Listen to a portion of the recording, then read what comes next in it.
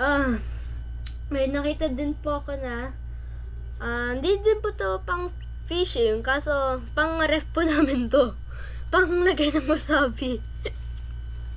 Hello! Inutusan ako ni Daddy mag-ayos ng soft plastics. Kaya ibablog ko na lang.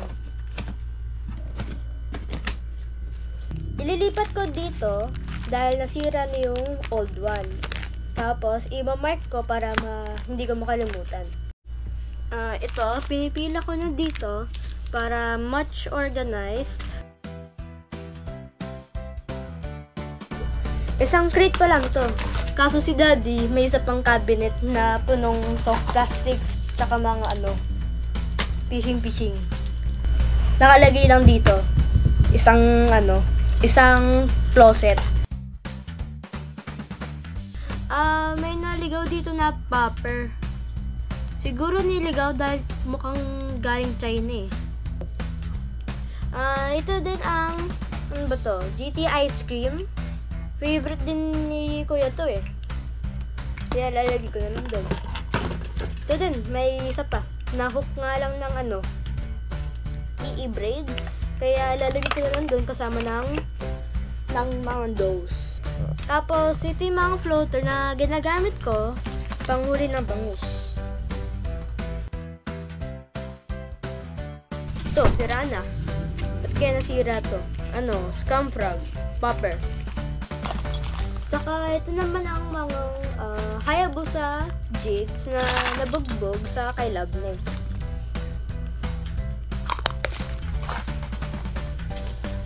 Hey!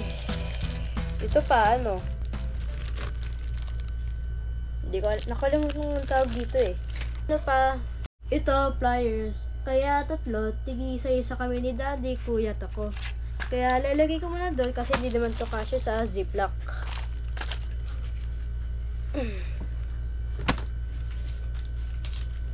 Ano to? Tignan nyo. Soft bait pa din to. Malaki lang.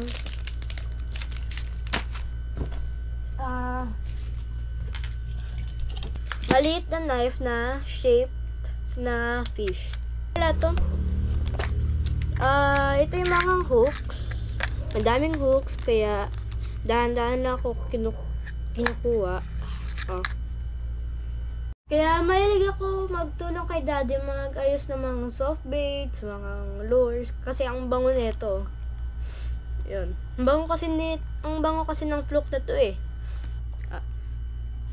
Medyo mabango. Kaso, maganda din naman.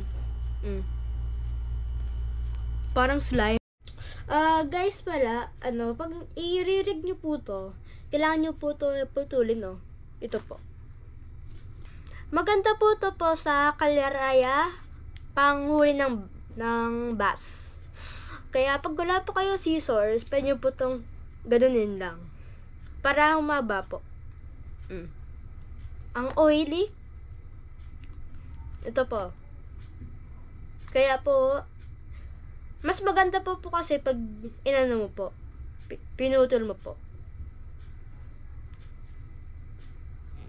Si Gary Yamamoto po, siya po nang invent ng Senko, tapos very effective po talaga siya.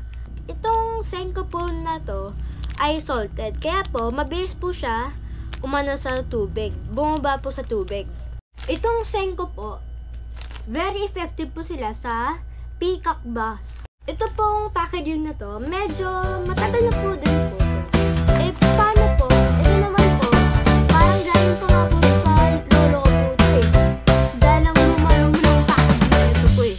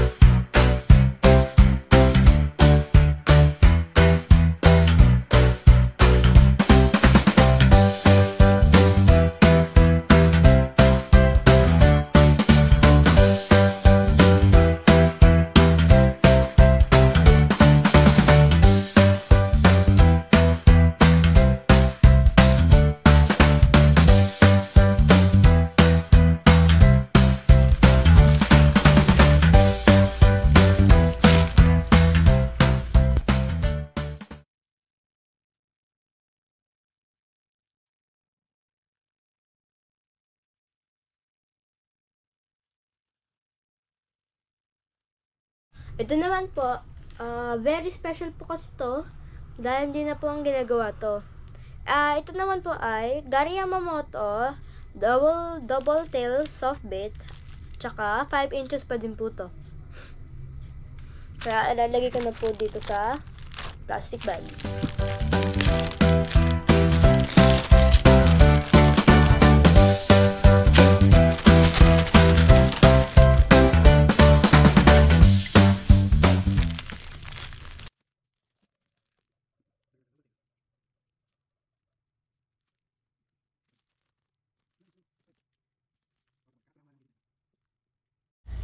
Ito naman po ang mga power baits. Lahat po nito pwede po sa bass, tilapia, at brim. Kaya alalagay ko na po dito para ma-store namin po namin ng maayos.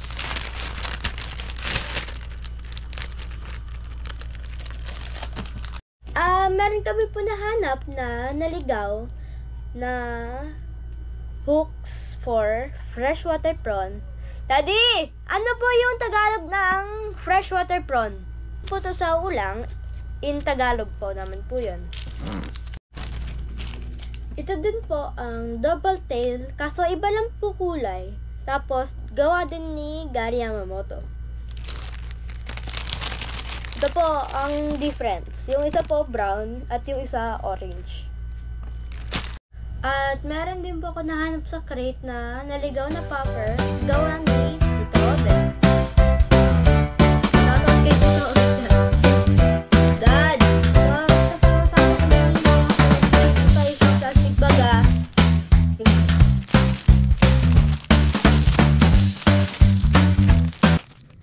Liit. At ito po, malaki na makalimutan. Ang parang nito ay sobrang. Dad, hindi ko ba sa box niya? Dad! Okay.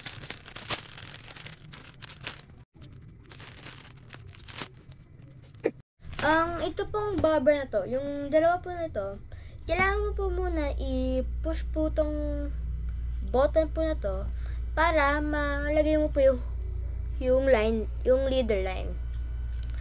Same goes para din po dito sa malaki.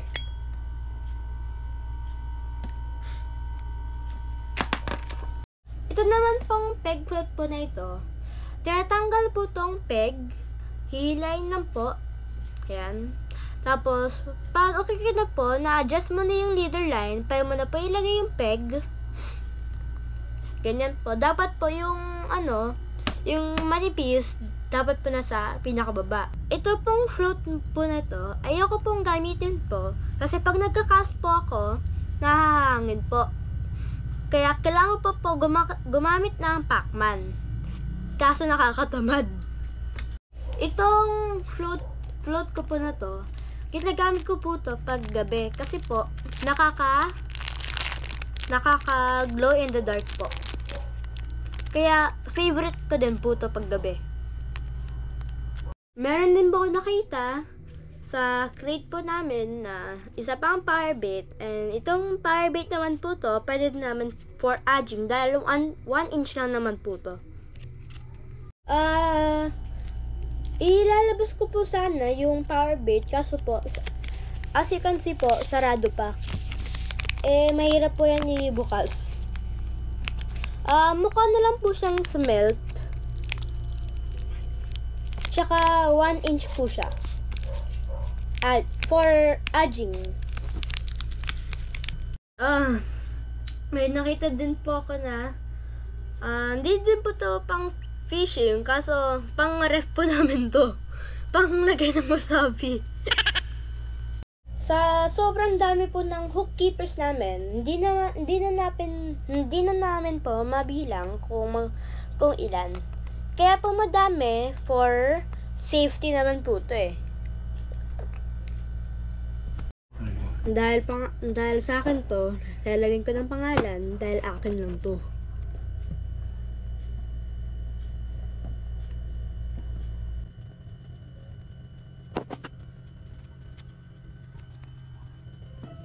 Yun lang po for today's video. And thank you po. Thank you sa best friend ko yung taga-camera ko po sa likod. Bye-bye. Umuwi ka na. Kailangan ko ng nanay mo.